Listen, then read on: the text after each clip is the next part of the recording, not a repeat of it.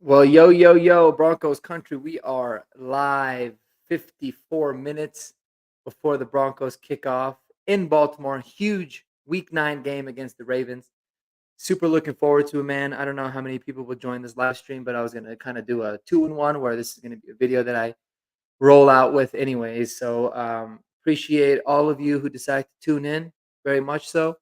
And let's get right into it. Guys, I'm fired up, man. I am so damn pumped about this game. I feel like I've been fired up for a lot of Broncos games this year, but this one is just different for me. It's been something that I've kind of circled in the schedule for a while, especially once we started stacking up a few wins.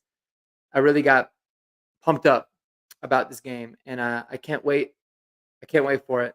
Um, how we got my man Endoplasmic. Mark, do we have a real shot today? Well, Endo, if you saw my pregame or my matchup review prediction on Friday, I do. I think we got a good chance. I think this is going to be the toughest battle. I don't like the way we necessarily match up against the Ravens. I did have them losing 33-27. I do think we covered the spread.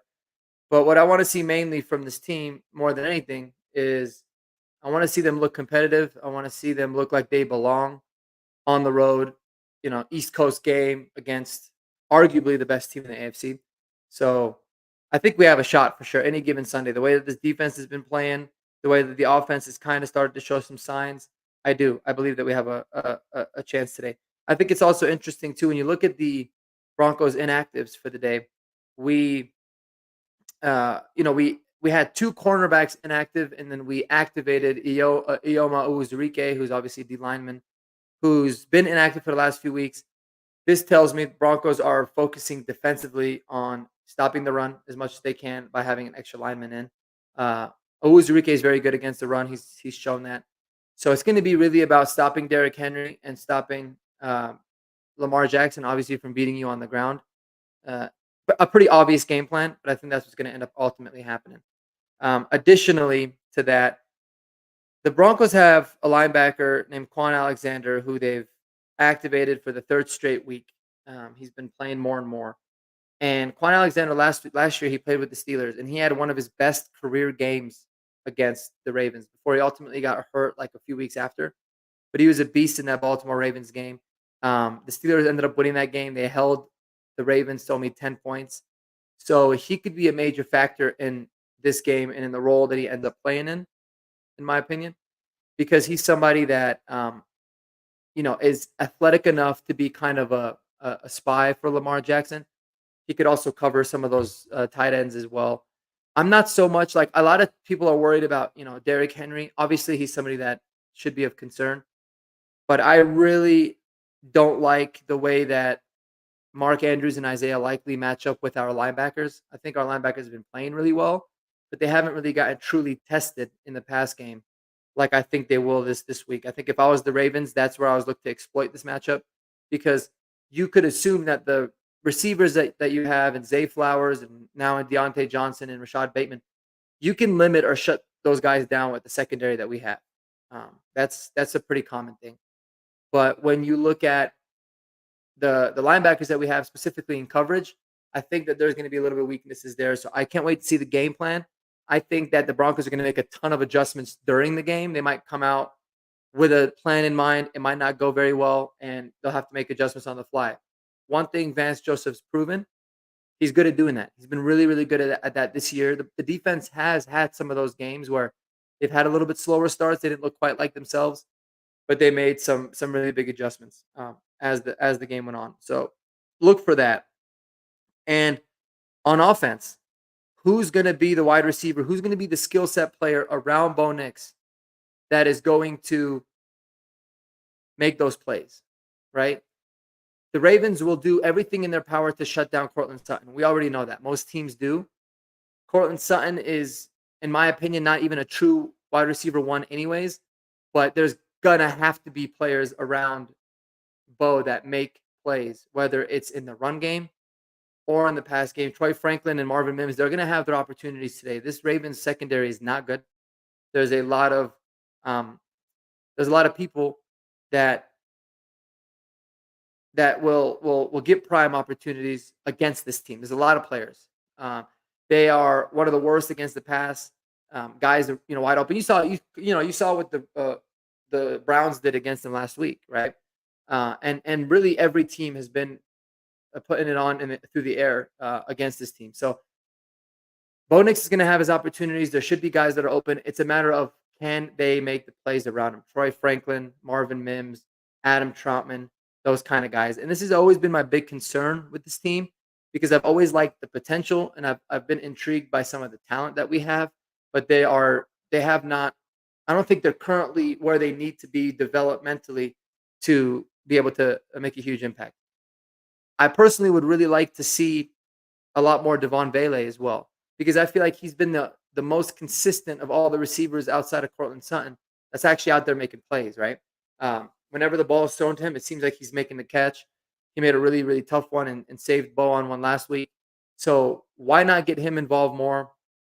Like I said, this should be a very high volume type of a defense that you're playing where you're going to have a lot of opportunities through the air and you're going to have to make them. So I'm looking forward to that for sure. On the offensive side of the ball, and I'm interested to see who's going to be the person that's out there making plays. You cannot have the fumbles. You cannot have those pointless drops where ball hits you in the hands. You've got to catch it. This is going to be one of those games where not giving the ball up is going to be huge, um, more than any other game, because you're not going to be able to recover as easily against a very, very good Ravens team.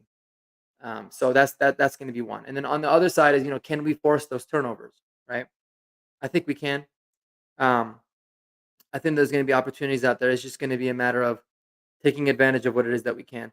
And I said it in my last video, the Broncos might be in a position right now where they'll need to find a way to kind of steal a touchdown or steal a possession, right? So if that means emphasizing trying to score on special teams from a kick return or punt return, or forcing a turnover on teams, in the kick or the punt game. And then the field position game is going to be huge, right? So can we pin the Ravens back on a couple of drives, really really deep, get a stop, flip the field completely to where we're getting good field position. It's going to be the old school, Bill Belichick when he was with the Patriots early in Tom Brady's career way of trying to win these games, right? It's doing the little things that give you a better opportunity to set yourself up for success. And to be frank, it's honestly what Sean Payton's done a really good job with this team. We've stolen a lot of games because of the little tiny things that we were doing right to be able to be in there.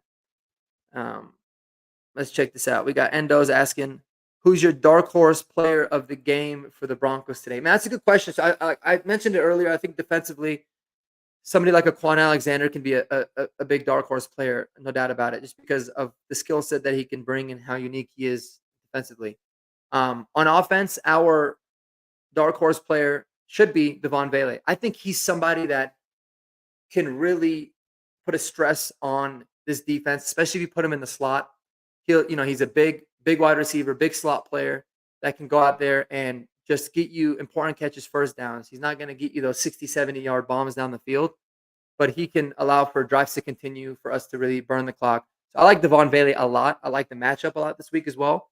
And so I'm gonna say that he's one of my dark horse players, um, specifically this week against the Ravens. Let's see what my man D-Rock is out here saying. I've been saying this all week, but the Broncos will beat the Edgar Allan pulp out of the Ravens.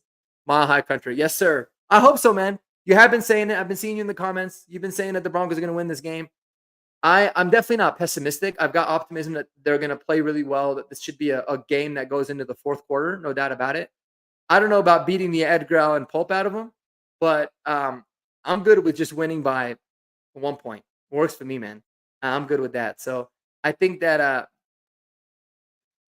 more importantly than anything, I'm just really looking forward to seeing how this team plays and matches up and looks against the Ravens, right? The Ravens are 5-3, but I personally think they're a lot better than the record indicates. Um, and so I think they are arguably the best team in the NFL. Uh, if not the best, they're definitely, top three. Well, I would say best team in the AFC. But they're definitely best, top three in the NFL in my opinion, just because of everything that they have. And I do believe that they'll get a lot of their defensive mishaps and on the defensive side of the ball. I think that they'll get a lot of that fixed, but we'll have to go ahead and see. And yeah, man, I agree 1,000%. He definitely needs more passes. He's one of the only guys that seems to consistently get a he seems to consistently catch the ball and make plays whenever the ball is getting thrown to him. He just doesn't get that many targets. So I think this week let's pepper him with 10, 12 targets and see what he can do. In the first week of the season against the Seahawks, he had 8 targets. He caught all 8 balls. Granted, it was for, like 60 something yards. But his his catch percentage whenever he's targeted is super high. I'm all about that. And I think that it's something that is going to be really interesting to watch. But I do agree. I think we need to it doesn't mean that we need to forget about Franklin and we need to forget about Mims, but we definitely need to prioritize Vele, no doubt about it. And I think that will be the game plan today. I definitely don't want to see a lot more little Jordan Humphrey. I'm kind of over him. This might be a game where we need to use him because he's kind of a vet and blah blah blah. But I don't see that he can do anything that Vele can't do, and I think there's a lot of things that Vele can do better than him. So I'd like to see that, D-Rock. So I agree with you completely on that one, man. No doubt about it. Um, but anyways, I'm beyond fired up for this game. I want to know how you guys feel. Let me know down in the comments below. Where is your head at? What are some score predictions that you guys got? Because this is huge. And I don't know if you guys saw this, but a Broncos win today will make their playoff chances jump up to 79%. And if they lose, they go down to 50%. So, I mean, 50%, man, somebody told you halfway through the season the Broncos going to have a 50-50 chance. I'll take it all day. But to say that they could win this game and be at 79% is huge. That's a really, really big bump up. Now, you do got to take everything with a grain of salt, right? It's still early. So many things can change. I don't really look in the percentages too much, but I figured, hey, man, it's election season. Percentages sometimes are a little bit more emphasized and relevant. So, wanted to discuss that. So a Broncos win is huge today. But more than anything, I think in this 3-game stretch that we have with the Ravens and the Chiefs, and then we got the Falcons at home, the dream scenario is obviously 3-0, but a realistic scenario is, man, you go 2-1 in those games, you feel really, really good about it.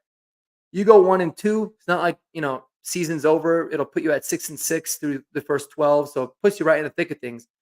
But if you want to go 2-1 and your goal is to at least go 2-1 in these 3, a win today is huge because then you can just split the remaining 2 games and be on your way.